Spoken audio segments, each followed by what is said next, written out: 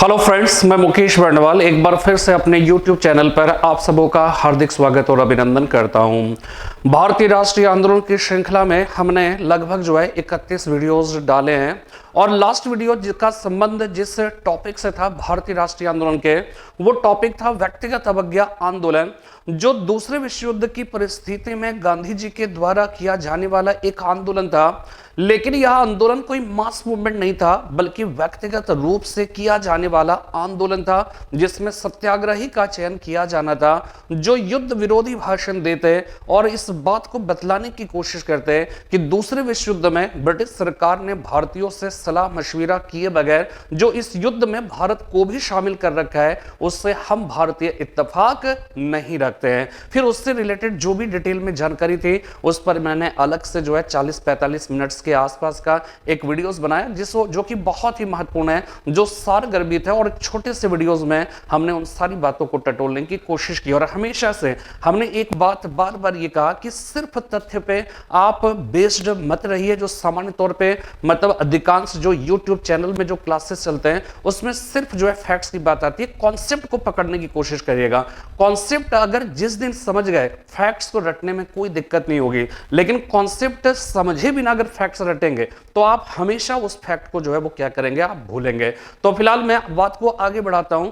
आज की इस क्लास में मैं जिस विषय के संबंध में बात करने वाला हूं, जिस टॉपिक को उठाने वाला हूं, वो पीछे आप अगर इमेज का जो बैकग्राउंड हमने लगा रखा है बैकग्राउंड में, उसको देखकर आप समझ सकते हैं। ये महात्मा गांधी, सब लोग जानते हैं, ठीक है। महात्मा गांधी, इसमें दो ही शख्सियत को विशेष तौर पे हमें समझने की जरूरत है। ये महात्मा गांधी और दूसरा स्टेफर्ड क्रिप्स हो गए, ठीक है। स्टेफर्ड क्रिप्स हिंदुस्तान में अगर देखा जाए तो 1942 के जो क्रिप्स मिशन का हिंदुस्तान में आगमन हुआ था, जो एक सदस्य ही क्रिप्स मिशन था, ठीक है। वो एक सदस्य मिशन था, ये ध्यान रखिएगा। जब हम कैबिनेट मिशन की बात करते हैं, जब हम मंत्रिमंडलीय मिशन की बात करते हैं, तो वो 3 सदस्य ही था। लेकिन जब एक सदस्य ही क्रिप्स मिशन आया, तो उस मिशन का एकमात्र सदस्य स्टेफर्ड क्रिप्स ही था, ठीक है। और स्टेफर्ड क्रिप्स के ही नाम पर इस मिशन को क्रिप्स मिशन कहा गया। लेकिन जब 1946 ईस्वी में मंत्रिमंडलीय मिशन का आगमन हुआ था, कैबिनेट मिशन का आगमन हुआ था, वो 3 सदस्य ही मिशन था।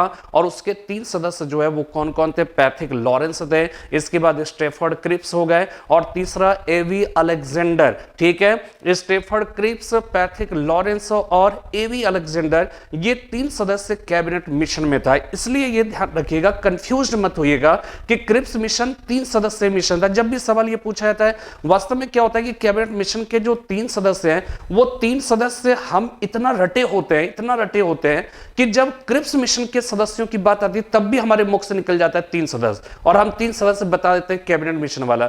लेकिन ध्यान ये रखना है कि क्रिप्स मिशन एक सदस्य मिशन था, और उसके एकमात्र सदस्य जो थे वो कौन थे? स्टेफर्ड क्रिप्स थे, ठीक है। और दूसरी इंपॉर्टेंट बात कि जब हम कैबिनेट मिशन की बात करेंगे, जब हम मंत्रिमंडलीय मिशन की बात करेंगे, तो वो मंत्रिमंडलीय मिशन में 3 सदस्य थे, ठीक है। और वो 3 सदस्य कौन कौन से थे? फिर से मैं एक बार बता रहा हूं, मैं कई बार इसलिए बताता हूं ताकि आपके दिमाग में ये बात अच्छी तरह से बैठ जाए। और वो 3 सदस्य स्टेफर्ड क्रिप्स फिर आया, ठीक है। उसके बाद दूसरा पैथिक लॉरेंस, तीसरा एवी अलेक्जेंडर हो गया। अब यहां पे देखिए, समझना है इस वीडियो में जो मुझे बात बतानी है आपको कि वो क्रिप्स मिशन क्या था, क्रिप्स मिशन का प्रस्ताव क्या था, प्रपोजल क्या था, क्रिप्स मिशन को कांग्रेस ने क्यों नहीं स्वीकार किया, या फिर क्रिप्स मिशन को मुस्लिम लीग ने क्यों नहीं स्वीकार किया। जबकि मुस्लिम लीग वास्तव में वो क्या है कि 23 मार्च 1940 ईस्वी को जब लाहौर अधिवेशन में, जैसा कि हमने आपको बताया था कि मुस्लिम लीग के लाहौर अधिवेशन में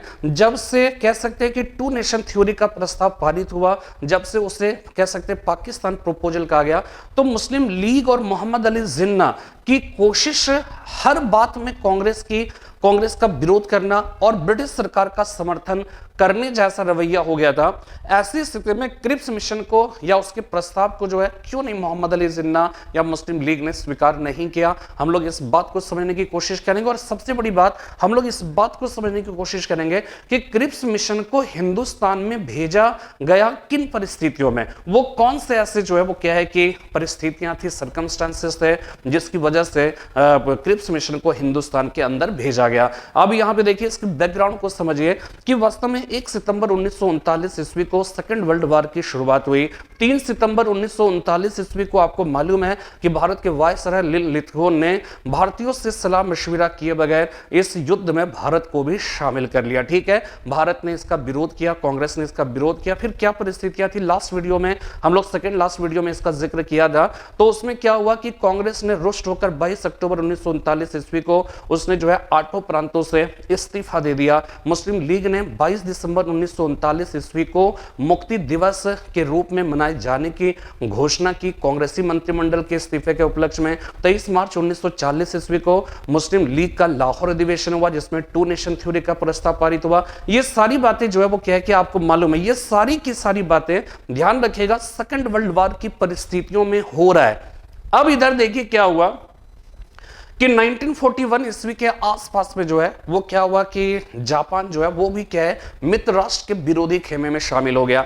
और जापान की अगर हम बात करें, ठीक है ना, जापान की अगर हम बात करें तो इसमें देखिए एक बात आप देखेंगे कि उसमें ये है कि ये अगर आप हिंदुस्तान मान लीजिए, ठीक है ना, इसको अगर ये हिंदुस्तान का नक्शा रफली आप मानिए तो यहां पे देखिएगा इधर जो है वो जापान वगैरह है, ठीक है, इधर शोकोकु, क्योटो, शिकोकु, मतलब होकोकु, शोंकु, व्हाटएवर जो भी है ये सारे द्वीप है। तो यहां पे देखिए हिंदुस्तान पर शासन किसका था, ब्रिटेन का था, ठीक है ना, हिंदुस्तान पर शासन किसका था, ब्रिटेन का था, ब्रिटेन का यहां पे शासन था। और मित्र राष्ट्र जो है एक तरफ सेकंड वर्ल्ड वॉर की अगर हम बात करें 1939 में और 1945 में खत्म हुआ, ठीक है, और एक तरफ जो है वो क्या है कि इधर जो है एक्सिस नेशन था, ठीक है, यानी कि धुरी राष्ट्र था, और दूसरी तरफ जो है मित्र राष्ट्र थे, ठीक है, एलाइड नेशंस थे। और मित्र राष्ट्र में एक राष्ट्र ब्रिटेन था और ब्रिटेन का शासन जो है वो किधर था, भारत पर, जबकि एक्सिस नेशन में एक राष्ट्र जो है जापान था और जापान जो है वो कहां पे स्थित है, यहां पे, ठीक है ना। तो जापान जो है वो क्या है कि तेजी से हिंदुस्तान की ओर जो है वो कदम बढ़ा रहा था, ठीक है, वो तेजी से हिंदुस्तान की तरफ जो है वो कदम बढ़ा रहा था। और ज्यों-ज्यों वो हिंदुस्तान के करीब आता जा रहा था, ब्रिटेन के साथ साथ मित्र राष्ट्र की स्थिति भी खराब होती जा रही, क्योंकि मित्र राष्ट्र के विरोधी खेमे में जापान शामिल था। और जापान हिंदुस्तान की तरफ कदम इसलिए बढ़ा रहा था क्योंकि उसे यह लगता था कि अगर हिंदुस्तान पर हमला कर दिया जाए तो ब्रिटेन की स्थिति यहां पे खराब हो जाएगी। ब्रिटेन की स्थिति खराब होगी तो मित्र राष्ट्र की स्थिति खराब होगी, और मित्र राष्ट्र की स्थिति खराब होगी तो धुरी राष्ट्र की स्थिति अच्छी होगी, और ऐसी स्थिति में जापान की भी स्थिति क्या हो जाएगी, अच्छी हो जाएगी। तो ये जापान तेजी से हिंदुस्तान की तरफ कदम बढ़ाता जा रहा था।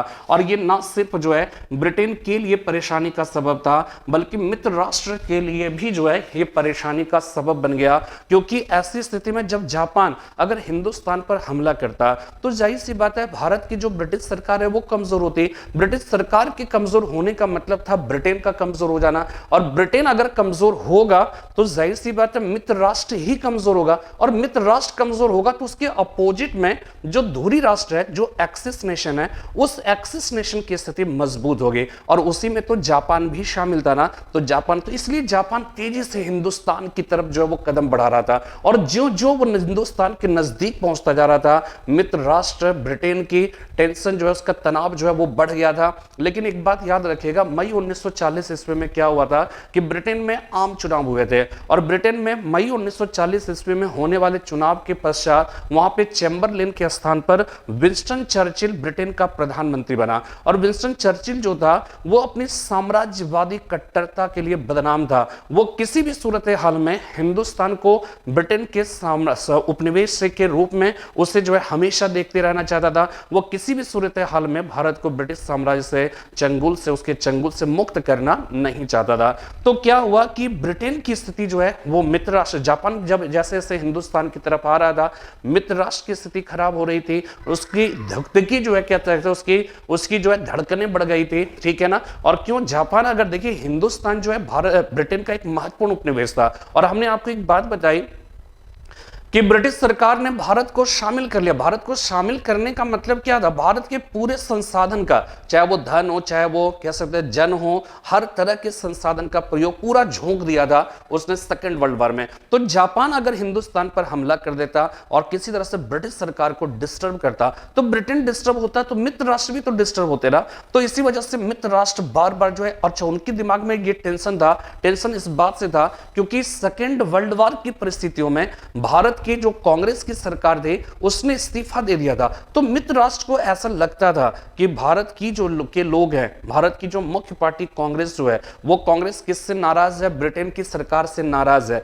और नाराज है इसलिए उसने इस्तीफा दे दिया, इसलिए उसने इस्तीफा दे दिया। दूसरी ओर गांधी जी भी जो है वो क्या है कि व्यक्तिगत अवज्ञा आंदोलन चला रहे थे, जिसमें उन्होंने यह बात जो है वो क्या है कि बतलाने की कोशिश की कि हम भारतीय जो है, गांधी जी ब्रिटिश सरकार के द्वारा दूसरे विश्व युद्ध में भारत को शामिल कर लिए जाने की जो बात है उसका समर्थन नहीं करता। ठीक है, उसका समर्थन नहीं करता है। यह बात गांधी जी के व्यक्तिगत अवज्ञा आंदोलन से भी स्पष्ट है। इसलिए मित्र राष्ट्र डरा हुआ था, और वो क्यों डरे हुए थे? इसलिए डरे हुए थे, उनको यह लगता था कि रुष्ट भारतीय, रुष्ट कांग्रेसी अगर ब्रिटेन के खिलाफ, ब्रिटिश सरकार के विरुद्ध जो है अगर जापान का साथ दे दिया तो फिर मामला सब एकदम गड़बड़ झाला वाली हो जाएगी। ठीक है, एकदम अव्यवस्थित स्थिति उत्पन्न हो जाएगी।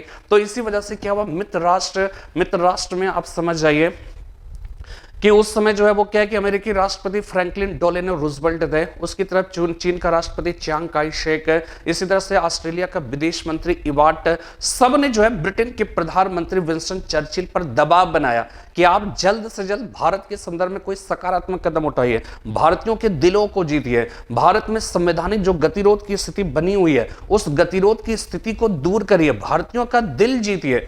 तो ये बार बार जो प्रेशर बना हुआ था क्रिप्स मिशन जो है, उस पर कह सकते हैं विंस्टन चर्चिल पर, तो विंस्टन चर्चिल, लेकिन हमने क्या बताया कि विंस्टन चर्चिल ने जब 1940 ईस्वी में शपथ ग्रहण कर रहा था ब्रिटेन के प्रधानमंत्री के रूप में, तो उसने शपथ ग्रहण के वक्त ही यह बात बताया था कि वह ब्रिटेन का ऐसा प्रधानमंत्री कहलाना बिल्कुल पसंद नहीं करेगा जिसके शासनकाल में हिंदुस्तान में आजादी के किसी प्रक्रिया की शुरुआत हुई हो। तो वो किसी भी सूरत हाल में वो एकदम शुरू में ठुकराता रहा, मित्र राष्ट्र के दबाव को हटाता रहा, वो भारत के संबंध में कोई सकारात्मक कदम नहीं उठाया, क्योंकि उसे मालूम था कि अगर एक कदम जो है थोड़ा आगे बढ़ेगा भारत की आजादी की दिशा में, तो वो क्या होगा कि विंस्टन चर्चिल, या कह सकते हैं कि वो ब्रिटिश साम्राज्य के लिए वो गलत होगा। तो इसलिए वो क्या है कि वो कोई जो है वेट नहीं दे रहा था मित्र राष्ट्र के दबाव का। लेकिन जब जापान जो एकदम हिंदुस्तान के करीब हो गया, करीब आ गया, तो मित्र राष्ट्र ने एकदम पूरा प्रेशर बनाया विंस्टन चर्चिल पर कि जल्द से जल्द आप भारत में कोई जो है वो क्या है कि मिशन भेजिए, कोई जो है हिंदुस्तान के लोगों के दिलों को जीतने के लिए। तो कहा जाता है कि बारंबार जो प्रेशर पड़ा, विंस्टन चर्चिल ना चाहते हुए भी उसे एक सदस्य क्रिप्स मिशन की घोषणा 11 मार्च 1942 ईस्वी को करनी पड़ी। ठीक है, क्रिप्स मिशन को एक जो है वो 11 मार्च 1942 ईस्वी को क्रिप्स मिशन की घोषणा करनी पड़ी। एक सदस्य मिशन था। अब क्रिप्स मिशन हिंदुस्तान जब आया, तो हिंदुस्तान जब आई, यहां पर एक बात ध्यान रखिएगा कि क्रिप्स मिशन को विंस्टन चर्चिल ने अपनी इच्छा से नहीं भेजा था, वो भेजा था किसके प्रेशर पर? मित्र राष्ट्र के प्रेशर पर भेजा था। और वो हिंदुस्तान आया, हिंदुस्तान पे आया और हिंदुस्तान में उसने सारे नेताओं से बातचीत की। ठीक है, सभी नेताओं से बातचीत करने के पश्चात वो जो क्रिप्स मिशन है उसने, वो देखिए 11 मार्च 1942 ईस्वी को वहां पे घोषणा हुई, 23 मार्च 1942 को हिंदुस्तान आया, 30 मार्च 1942 ईस्वी को भारत के सभी प्रमुख नेताओं से बातचीत करने के पश्चात उसने जो है वो क्या किया, एक जो है प्रस्ताव 30 मार्च 1942 ईस्वी को रखा, जिसे क्रिप्स प्रोपोजल या क्रिप्स प्रस्ताव कहकर पुकारा जाता है। अब उसमें यह समझना है कि क्रिप्स प्रस्ताव, उस समय एक बात और ध्यान रखिएगा कि 1940 ईस्वी में भारतीय राष्ट्रीय कांग्रेस का रामगढ़ कांग्रेस अधिवेशन हुआ था, और उस रामगढ़ कांग्रेस अधिवेशन की अध्यक्षता मौलाना अबुल कलाम आजाद ने की थी। और मौलाना अबुल कलाम आजाद, ध्यान रखिएगा कि 1940 के रामगढ़ जो कांग्रेस अधिवेशन की अध्यक्षता की थी, उसकी सबसे बड़ी विशेषता, यानी उस अधिवेशन की सबसे बड़ी विशेषता यह है कि 1940 के बाद 1945 तक कोई भी कांग्रेस अधिवेशन नहीं हुआ। और रीजन क्या था? वही सेकंड सेकेंड वर्ल्ड वार की परिस्थितियां थी, फिर भारत में के द्वारा भी कुछ ना कुछ हो रहा था, क्रिप्स मिशन, कभी लिलिथगो प्रस्ताव, कभी कह सकते हैं कि व्यक्तिगत अवज्ञा आंदोलन, कभी जो है कह सकते हैं कि क्रिप्स मिशन का आगमन, फिर भारत छोड़ो आंदोलन, फिर बेबेल योजना, शिमला कॉन्फ्रेंस, कुछ ना कुछ हो रहा था।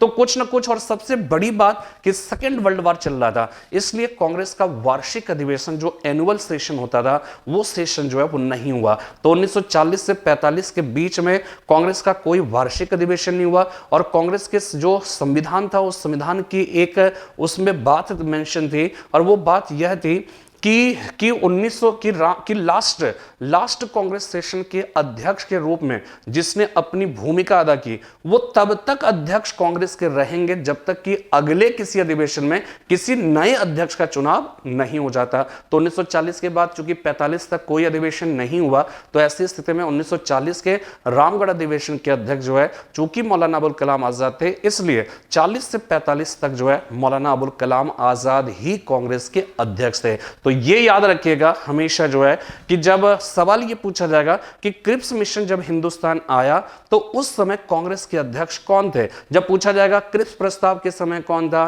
पूछा जाएगा भारत छोड़ो आंदोलन के समय कौन था, ठीक है, फिर इसमें पूछा जाएगा कि जो है जब वेबल योजना 1945 में जब घोषणा हुई तो उस समय कांग्रेस के अध्यक्ष कौन थे, तो सबका जवाब एक ही होगा और वो है मौलाना अबुल कलाम आजाद। ठीक है, वो क्या होगा, मौलाना अबुल कलाम आजाद। और मौलाना अबुल कलाम आजाद के बारे में दो रिकॉर्ड याद रखिएगा कि 1923 ईस्वी में, सितंबर 1923 ईस्वी में कांग्रेस का विशेष अधिवेशन हुआ था दिल्ली में। उसकी अध्यक्षता मौलाना अबुल कलाम आजाद ने की थी। पिछले वीडियो देखिएगा असहयोग आंदोलन और स्वराजवादी आंदोलन में, उस दौरान जो है देखिएगा, उसमें हमने बताया था कि 1923 में सितंबर माह में कांग्रेस का विशेष अधिवेशन दिल्ली में हुआ था जिसकी अध्यक्षता मौलाना अबुल कलाम आजाद ने की थी।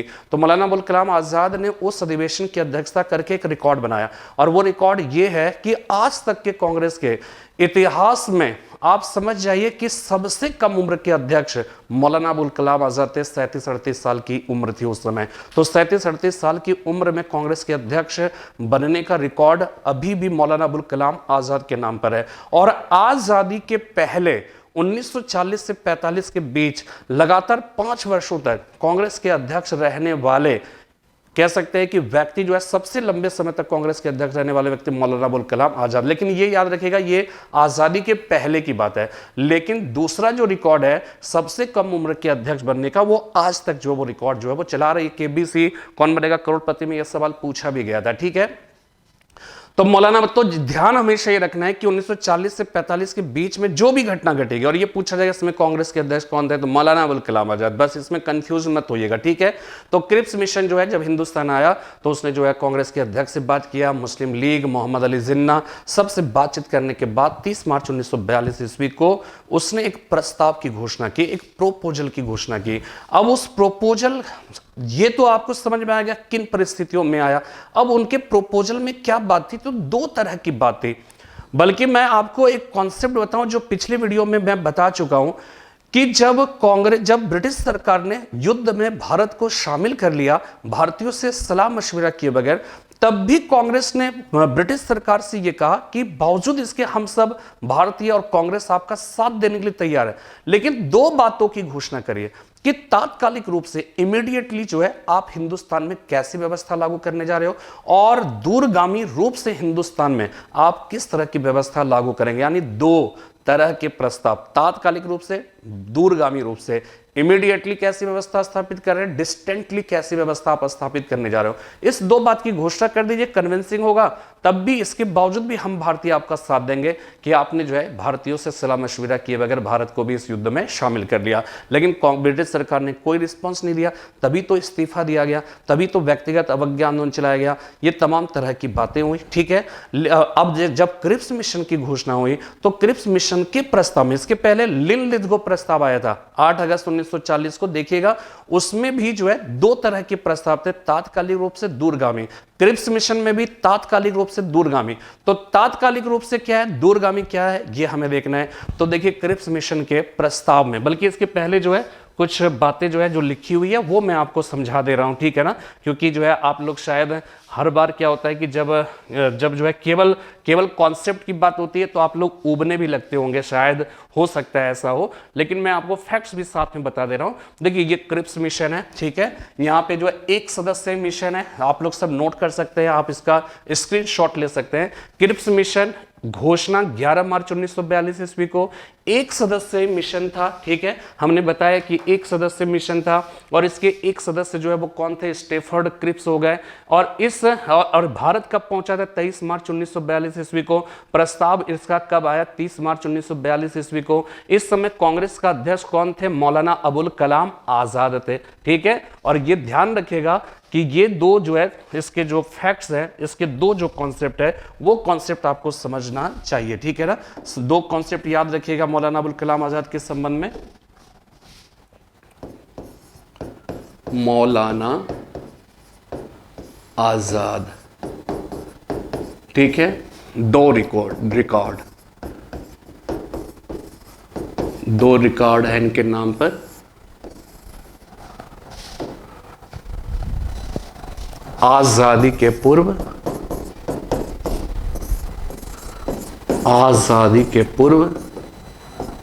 सर्वाधिक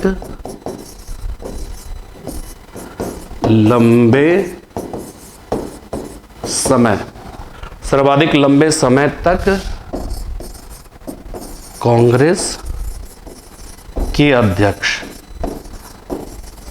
ठीक है। और कब से कब, 1940 से 45 के बीच में, ठीक है, ये हो गया। और आजादी और अब तक कांग्रेस के इतिहास में सबसे कम उम्र के अध्यक्ष,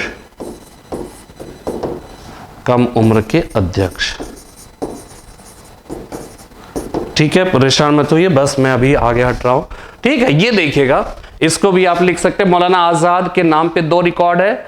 आजादी के पूर्व सर्वाधिक लंबे समय तक कांग्रेस के अध्यक्ष रहे और ये 1940 से 45 ईस्वी के बीच। दूसरा हो जाएगा, अब तक कांग्रेस के इतिहास में सबसे कम उम्र के अध्यक्ष, और अबाउट जो है इनकी एज 37 ईयर्स है, थोड़ा सा देख लीजिएगा, ठीक है ना, 37-38 ईयर्स पड़ता है, ठीक है ना। तो ये हो गया अब तक कांग्रेस के इतिहास में तो सबसे कम उम्र के अध्यक्ष, ये पता चल जाएगा ना 1940 में, 1923 में, सितंबर 1923 बताया था आपको, ठीक है ना। सितंबर 1923 ईस्वी में ये रिकॉर्ड हासिल किया था उन्होंने, और ये दिल्ली में कांग्रेस का विशेष अधिवेशन बनाया था, ठीक है। और उस समय देख लीजिएगा 1923 में मौलाना आजाद की जब जन्म हुआ तो उससे घटा के देख लीजिएगा, अपने आप समझ में आ जाएगा, ठीक है। तो ये ध्यान में आपको रखना है। अब देखिए क्रिप्स मिशन के प्रस्ताव की जो है वो क्या है कि मैं बात कर रहा था, ठीक है ना। आपको पूरी बात समझ में आ गई होगी कि इनका जो डिस्टेंट जो है, ठीक है, इसका जो डिस्टेंट इसका जो है कार्यक्रम जो था वो क्या था, ठीक है ना। डिस्टेंट कार्यक्रम समझना है। और इसके बाद इमीडिएट यानी कि तात्कालिक रूप से ये क्या करने वाला था, ठीक है, ये समझना है। तो यहां पे देखिए सबसे पहले तात्कालिक रूप से समझ लीजिएगा या दूरगामी रूप से समझते हैं। यहां पे देखिए ये ध्यान रखिएगा कि मुस्लिम लीग ने जो है, ठीक है, मुस्लिम लीग ने इस मिशन के प्रस्ताव को अस्वीकार कर दिया। क्यों? क्योंकि ये ध्यान रखिएगा 23 मार्च 1940 2 नेशन थ्योरी का प्रस्ताव, पाकिस्तान प्रस्ताव, एक अलग राष्ट्र का प्रस्ताव, कुछ इस तरह की बातें जो चल रहा था, जो माहौल था, क्रिप्स मिशन में ध्यान रखिएगा उसके प्रस्ताव में मुस्लिम लीग के पाकिस्तान प्रस्ताव को स्पष्ट रूप से अस्वीकार कर दिया गया था। लेकिन ऐसा नहीं था कि पाकिस्तान का एसेंस नहीं था, पाकिस्तान का सार था। और पाकिस्तान ही नहीं, कितने पाकिस्तान, अगर क्रिप्स मिशन के प्रस्ताव को स्वीकार कर लिया जाता तो कितने पाकिस्तान हिंदुस्तान के बनते, उसका कोई हिसाब किताब नहीं था। तो इसलिए, लेकिन पाकिस्तान शब्द का केवल प्रयोग नहीं किया। क्रिप्स मिशन बड़ा चालाक था, उसे लगा कि पाकिस्तान शब्द का प्रयोग हम नहीं करेंगे, बस जो है करेंगे नहीं, लेकिन पाकिस्तान का एसेंस होगा, तो ताकि जो है कांग्रेस पहचान ना पाए, वो पकड़ ना सके इसकी कमी क्या है। लेकिन कांग्रेस बहुत जो है स्मार्ट थी उस समय, या भारत के लोग बहुत स्मार्ट हो गए और उस समय आप समझ जाइए कि क्रिप्स जो ये मतलब कांग्रेस का जो एटीट्यूड था, कांग्रेस की तरफ से किसी ने कहा था, मुझे याद नहीं है, कि अब जो है भारत पूर्ण वयस्क हो चुका है, अब उसे बोतल बंद दूध की नहीं, उसे पूर्ण भोजन की आवश्यकता है। ये बात जो है वो क्या है। और मुस्लिम लीग जो है, तो कांग्रेस ने एक्सेप्ट नहीं किया। मुस्लिम लीग ने क्यों नहीं एक्सेप्ट किया? मुस्लिम लीग इस बात को नहीं समझ सकी कि जो है कि स्टेफर्ड क्रिप्स ने पाकिस्तान का सार तो दिया ही था, लेकिन केवल पाकिस्तान शब्द का प्रयोग नहीं किया। और मुस्लिम लीग चाहता था कि नहीं, मतलब जो चाहती थी कि इसमें पाकिस्तान शब्द का प्रयोग क्यों नहीं हुआ, तो यही बात रही। और इस वजह से मुस्लिम लीग ने स्वीकार नहीं किया और कांग्रेस ने स्वीकार नहीं किया। कांग्रेस ने क्यों नहीं स्वीकार किया, अब बात समझिए यहां पे, ठीक है ना। तो देखिए यहां पे दूरगामी रूप से पहले समझिएगा, डिस्टेंटली कहने का मतलब है, दूरगामी रूप से कहने का मतलब है कि अभी युद्ध चल रहा है, युद्ध खत्म हो जाएगा तब बड़ी घोषणा की जाएगी। और युद्ध अभी चल रहा है, कुछ तो ऐसी घोषणा करिए आप जिससे हमें एश्योरेंस मिल पाए, हमें जो है इस बात का एहसास हो पाए कि वास्तव में आप सचमुच में हमारे प्रति जो है गंभीर हैं। लेकिन क्या अब सबसे पहले दूरगामी रूप से इसमें क्या कहा गया? इसमें यह कहा गया कि भारत क्रिप्स मिशन के प्रस्ताव में उसकी प्रस्तावना में यह बात स्पष्ट रूप से कह दिया गया था कि भारत का दर्जा हर तरफ से डोमिनियन स्टेटस के समान होगा। डोमिनियन स्टेटस का मतलब ध्यान रखिएगा कि उसका मतलब होता है औपनिवेशिक स्वशासन। इसका मतलब अंग्रेज को छोड़ने की बात नहीं है, यहां पर अंग्रेजों के अधीन भारत का शासन पूरे भारतीयों को सौंप देना, इसको औपनिवेशिक स्वशासन। लेकिन ब्रिटेन की सरकार भी बनी रहेगी, उसकी सॉवरेंटी में उसके कह सकते हैं सबऑर्डिनेट के रूप में जो है भारत के लोग शासन करेंगे, अपने देश का शासन खुद चलाएंगे। इसी को कहते हैं डोमिनियन स्टेटस, इसी को औपनिवेशिक स्वशासन कहा जाएगा। तो क्या हुआ कि क्रिप्स मिशन के क्रिप्स प्रस्ताव की प्रस्तावना में यह बात स्पष्ट रूप से कह दिया गया कि भारत का दर्जा एक डोमिनियन स्टेटस के समान होगा, एक डोमिनियन स्टेटस के समान होगा जिसका अपना एक संविधान भी होगा, ठीक है, जिसका अपना एक संविधान भी होगा। डोमिनियन स्टेटस के समान होगा जिसका अपना एक संविधान होगा, और उस संविधान की रचना के लिए एक संविधान सभा का भी गठन किया जाएगा। यहां पे देखिए संविधान की रचना किसके द्वारा? संविधान सभा द्वारा, ठीक है। और संविधान सभा के सदस्यों का चयन एक निर्वाचक मंडल के द्वारा होना था, ठीक है, एक निर्वाचक मंडल के द्वारा होना था। और इस निर्वाचक मंडल जिसको इलेक्टोरल, ठीक है, इलेक्टोरल कॉलेज कहा गया, ठीक है, उसे इलेक्टोरल कॉलेज कहा गया कि इसके संविधान सभा द्वारा सदस्य एक निर्वाचक मंडल के द्वारा चुने जाने थे। सदस्य जो आने थे वो ब्रिटिश भारत ब्रिटिश भारत से और देशी रियासतों से। ध्यान रखिएगा कि ब्रिटिश भारत से जो निर्वाचक मंडल के जो सदस्य संविधान सभा चुनते, वो संविधान सभा जिसका काम संविधान की रचना करना था। तो यहां पे ये ध्यान रखना है कि इस इलेक्टोरल कॉलेज में, इसमें ब्रिटिश भारत, बात समझिएगा कि ध्यान यहां पे हमेशा रखिएगा, ये पहले भी मैं बता चुका हूं और अभी फिर से मैं बता रहा हूं कि अंग्रेज जब हिंदुस्तान आया ना, तो पूरे भारत को जो है, अब हमेशा कहते हैं पूरे भारत को जीत लिया, तो पूरे भारत को जीत लिया, लेकिन पूरे भारत को प्रत्यक्ष रूप से अपने कब्जे में नहीं रखा। पूरे भारत में मात्र 11 प्रांत ऐसे थे जिसको उसने प्रत्यक्ष रूप से अपने कब्जे में रखा, उसी को कहा जाता था ब्रिटिश भारत के प्रांत। लेकिन भारत में देशी जो यहां के स्थानीय राजे रजवाड़े थे, उस पर यद्यपि अंग्रेजों का ही ओवर जो है पावर था, ओवर राइड उसका जो वहां पे था, उसको कहते हैं पैरामाउंटसी था, सर्वोच्चता था। लेकिन देशी रियासत के जो शासक थे ना, उन शासकों को हिंदुस्तान पर अपने क्षेत्र में शासन करने का अधिकार था। और ऐसे ही 562 देशी रियासत, कहीं कहीं 565 देशी रियासत या प्रिंसली स्टेट्स की जो जानकारी जो सरदार वल्लभ भाई पटेल ने जिसको मिलाया था हिंदुस्तान में। तो ये देशी रियासत कौन थे? स्थानीय राजे रजवाड़े, छोटे छोटे जो है राजे रजवाड़े थे, सब अपने अपने क्षेत्र में शासन करते थे। अंग्रेजों का पैरामाउंटसी था, सर्वोच्चता था, लेकिन स्थानीय शासकों को कहा गया तुम खुद शासन चलाओ। लेकिन ब्रिटिश भारत के 11 जो प्रांत थे, वहां पे अंग्रेज का डायरेक्ट शासन था, ठीक है। तो जो क्रिप्स मिशन ने जो संविधान सभा की बात की, उसके सदस्यों का चयन एक निर्वाचक मंडल के द्वारा होना था। और इस निर्वाचक मंडल के जो सदस्य होते, वो सदस्य कौन होते? तो देशी रियासतों के सदस्य, ब्रिटिश भारत के प्रांतों के सदस्य। लेकिन प्रॉब्लम क्या थी? देशी रियासत के सदस्य चुनाव के द्वारा आते हैं, लेकिन सॉरी देशी रियासत के सदस्य मनोनयन यानी नॉमिनेशन के द्वारा आते हैं, जबकि ब्रिटिश भारत के प्रांतों के सदस्य चुनाव के द्वारा। यहां की जनता जिसे चुनती वही निर्वाचक मंडल में जाता, लेकिन देशी रियासत के राजे रजवाड़े जिसको नॉमिनेट करते वही आ जाते। तो इसमें क्या होता है? राजे रजवाड़े आम लोगों की तो मतलब जो है नॉमिनेट तो करेंगे नहीं, वो हाई फाई लोगों को नॉमिनेट करेंगे। और जो आम जनता जिसको चुनकर भेजेगी वो तो धूल धूसरित है, एकदम सामान्य लोगों का दीनहीन अवस्था में वहां पे जाएंगे। तो ये एक बड़े लोग हो जाएंगे और ये सब आम जनता के धूल धूसरित लोग होंगे, तो दोनों में कोई तालमेल तो हो नहीं पाएगा। तो वो निर्वाचक मंडल डिसबैलेंस हो जाएगा, और डिसबैलेंस हो जाएगा, और वो जो संविधान सभा का गठन करेगा, और वो संविधान सभा जिस संविधान की रचना करती, तो जाहिर सी बात है कि वो उतना परफेक्ट हिंदुस्तान के लिए नहीं होता। यही बात है, ये एक प्रॉब्लम थी। दूसरी प्रॉब्लम क्या थी कि क्रिप्स मिशन के प्रस्ताव में यह साफ साफ कहा गया था कि जो देशी रियासत के प्रांत, जो देशी रियासत है और ब्रिटिश भारत के जो प्रांत है, वो चाहे तो इस संविधान सभा में शामिल हो सकते हैं, चाहे तो शामिल नहीं हो सकते, उनकी इच्छा है।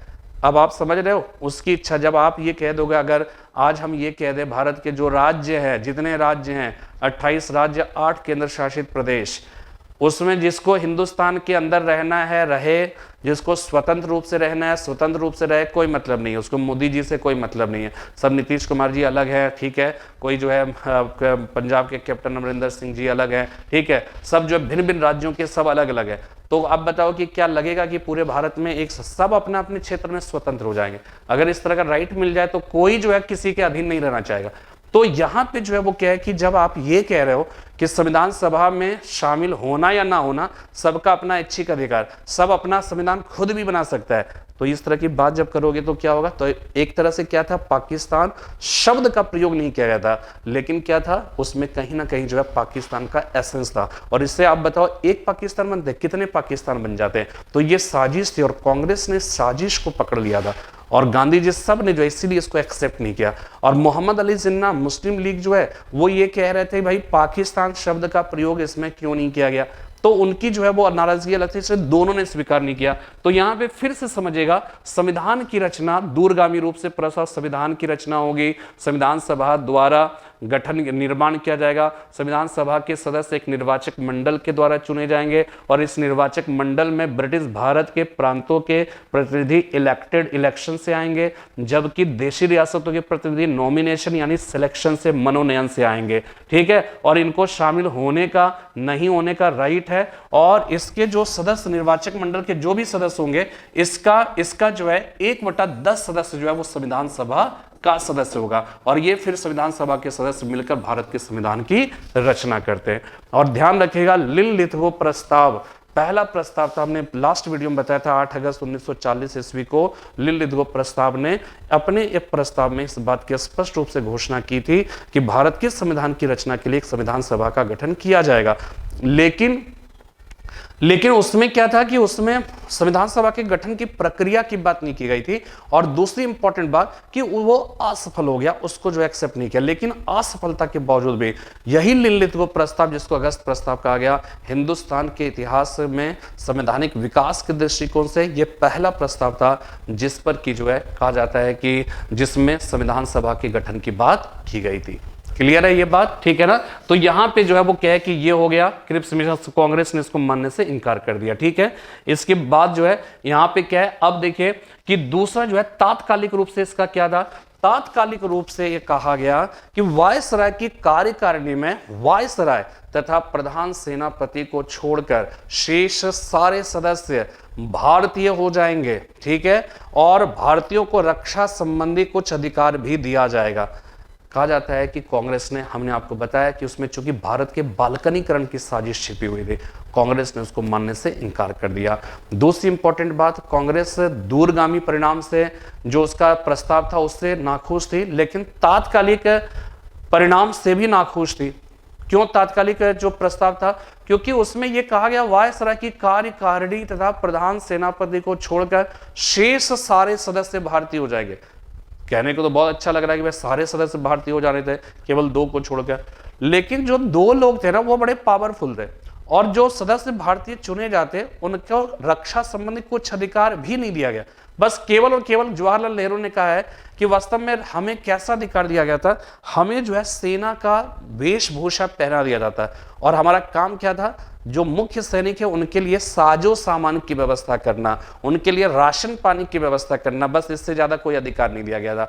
तो इस वजह से क्या है कि कांग्रेस ने इसको मानने से इंकार कर दिया। क्रिप्स मिशन असफल हो गया, और क्रिप्स मिशन असफल से विंस्टन चर्चिल जो ब्रिटेन का प्रधानमंत्री था, चूंकि वो तो भेजना चाहता नहीं था, इसलिए क्रिप्स मिशन जब असफल हो गया था तो असफलता से खुश होकर विंस्टन चर्चिल ने जब सुना तो असफलता से नाराज नहीं हुआ, क्योंकि वो चाहता ही नहीं था कि सफल हो जाए। और इस बात से जो है वो क्या है खुश, जब वो उसको जो है ऐसा कहा जाता है कि क्रिप्स मिशन की असफलता की खबर उसे जब मिली तो वहां के पार्लियामेंट हाउस के किसी एक कमरे में वो था, और वहीं पे सूचना मिली, वो उठकर वहां पे डांस करने लगा था, और क्या हुआ कि मित्र राष्ट्र को एक प्रकार से यह भी संदेश मिल गया कि वास्तव में ब्रिटेन की सरकार तो चाह रही है लेकिन भारतीय ही नहीं चाहते, और जो है वो क्या है कि भारतीयों की वजह से जो है वो क्या है ये असफल हो गया। और विंस्टन चर्चिल भी जो है वो क्या खुश इसलिए हुआ क्योंकि वो से लगा कि अगर ये क्रिप्स मिशन सफल हो जाएगा तो भारत आज़ादी की दिशा में कदम और आगे बढ़ाएगा, और फिर हमारी सारी जो है जो मैंने बात कही थी शपथ ग्रहण के समय में कि एक भी मतलब किसी तरह से हम किसी भी प्रकार से कोई ऐसा कदम नहीं उठाएंगे कि भारत की आज़ादी की दिशा में आगे कदम बढ़ाओ। तो ये क्रिप्स मिशन असफल रहा, और ध्यान रखिएगा क्रिप्स मिशन भेजा ही नहीं गया था कि वास्तव में सफल हो, और इस बात को गांधी जी समझ गए, और फिर जो है फिर क्या एक बड़े आंदोलन का जो है पृष्ठभूमि तैयार हुई। गांधी जी को लग गया कि अब जो है कुछ बड़ा आंदोलन करना होगा, और बड़ा आंदोलन इसलिए करना होगा क्योंकि जापान एकदम हिंदुस्तान के करीब पहुंच गया था। तो गांधी जी ने यह सोचा कि जापान को तो हमारे से दुश्मनी तो है नहीं, तो वो तो हमला इसलिए कर रहा ना क्योंकि ब्रिटेन का शासन यहां पे है, वो ब्रिटेन को नीचा दिखाना चाहता है, इसलिए हिंदुस्तान पर हमला कर रहा है। तो गांधी जी को लगा कि अगर ब्रिटेन को हम खदेड़ दें तो जापान का हिंदुस्तान जो आने का जो उसका मतलब हिंदुस्तान पर हमले करने का जो प्लान है वो प्लान खत्म हो जाएगा, क्योंकि जापान हमला करेगा ब्रिटेन की वजह से हिंदुस्तान पर, लेकिन भारतीय बेमौत मारे जाएंगे। इसलिए जो है गांधी जी को ये लगा कि अगर अंग्रेजों को किसी तरह से इस दौरान खदेड़ दें तो ये जापान का जो बढ़ता हुआ कदम है वो हिंदुस्तान की ओर आएगा ही नहीं, और फिर हिंदुस्तान साफ और सुरक्षित बचा रहेगा। तब गांधी जी ने एक आंदोलन चलाया, अंग्रेजों भारत छोड़ो, उसी को भारत छोड़ो आंदोलन कहा गया। तो अगले जो है वीडियो में हम लोग इसी पे बात करेंगे, भारत छोड़ो आंदोलन पर। तो फिलहाल मुझे उम्मीद है कि अब तक जो है जितनी बातें हमने आपको बताई इस वीडियो में आपको पूरी बात समझ में आ गई होगी कि क्रिप्स मिशन किन परिस्थितियों में हिंदुस्तान आया, मुस्लिम लीग ने क्यों नहीं स्वीकार किया, कांग्रेस ने क्यों नहीं स्वीकार किया, और क्रिप्स मिशन की असफलता ने किस तरह से भारत छोड़ो आंदोलन की पृष्ठभूमि तैयार की। लेकिन एकमात्र इसी वजह से भारत छोड़ो आंदोलन प्रारंभ नहीं हुआ, बल्कि उसके और भी कई फैक्टर्स थे जिसके बारे में मैं अगले वीडियो में बात करूंगा। तब तक के लिए जय हिंद, जय भारत।